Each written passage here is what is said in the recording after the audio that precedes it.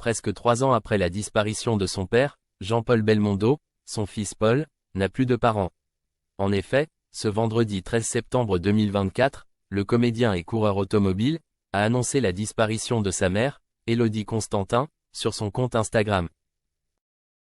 Celle-ci a été danseuse étoile au cours de sa vie. Elle est décédée à l'âge de 90 ans et était la première épouse de Jean-Paul Belmondo.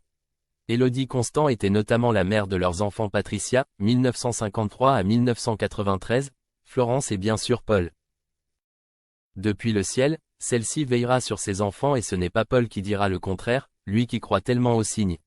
1 an après la disparition de son père, l'artiste et coureur automobile déclarait par exemple sur RTL « Je ne sais pas si c'est par pudeur, mais je n'ai pas envie d'avoir une sorte de surexploitation du départ de mon père, ou du fait qu'il ne soit plus là. » Avant d'ajouter « Il est toujours là, ses films sont là, ils ont beaucoup de succès à chaque fois qu'ils passent à la télévision et c'est ça qui est important. » Plus récemment, en 2024, à Paris Match, Paul Belmondo faisait une autre révélation étrange au sujet de son papa.